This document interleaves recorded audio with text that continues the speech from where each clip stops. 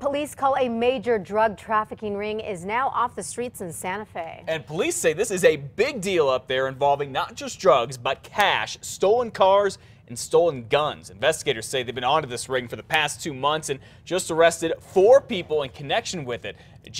Justin Jameson, Angelo Rotonio, Regina Cole, and Christopher Candelaria. And they say Jameson and Rotonio, along with another man, Patrick Pollock, are all involved with stealing 5 cars and SUVs from a dealership in February back in Santa Fe. Usually it doesn't stop at just one crime. It's a multiple that keep piling up with these guys. So getting them off the streets is just a good overall arrest for that whole area. Investigators trying to find out if these stolen cars are directly related to the drug ring. They have found 3 of them, but they're still looking for 2 SUVs and 2 getaway drivers. Albuquerque's top cop is coming off a very busy weekend, busting a man for breaking into a store late Saturday night. Police Chief Ray Schultz is on patrol just before midnight when he says he saw a man break in a window, then go inside the Window World on Candelaria near Carlisle. The chief ordered the man out, and investigators say it was Frank Antonio, and he was very drunk and had a stolen phone from a store. Antonio was in court yesterday and tried to explain what happened.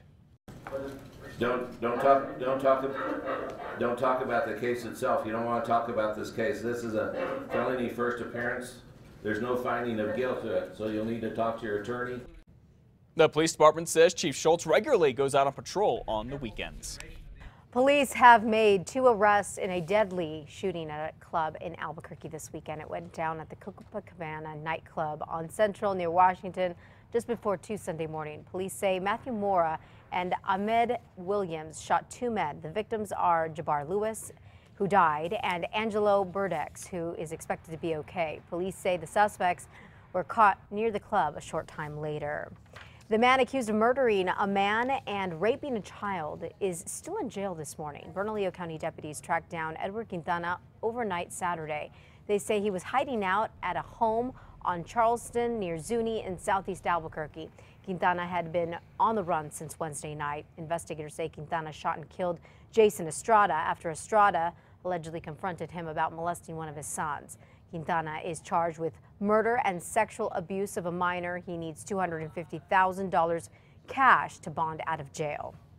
All right, if you have some burning questions for Santa Fe Police, today's your chance to try to get some answers. Officers are having a meeting with the public at the Tierra Encantada Charter School. It's tonight at 5:30. They'll be talking about some problems they found in the Casa Solana area, and they'll answer any questions you have about other things as well.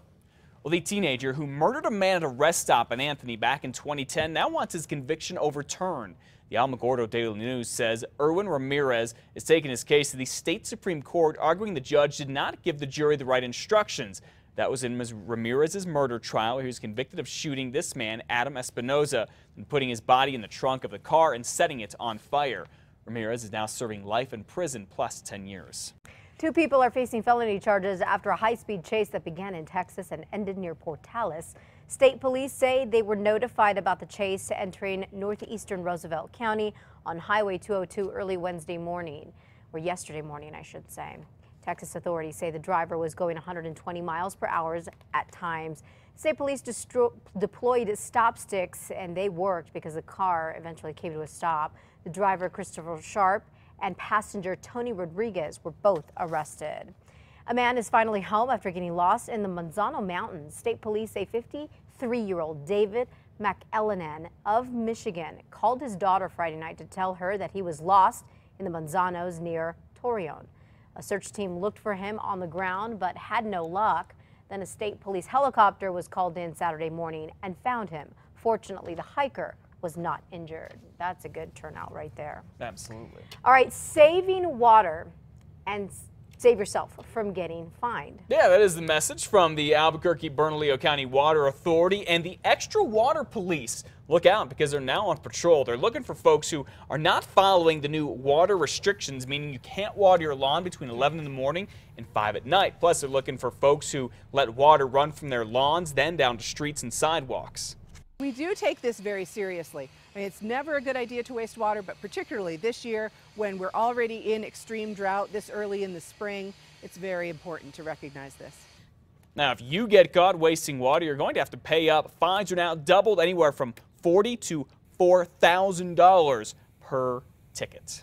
You don't want to mess around with that, No, that's for sure. you don't. Yeah, Plus, I'm glad I don't have any grass. Yeah, to I be think honest it's somewhere on the 9th fine that it gets up in the $4,000 range. So be careful.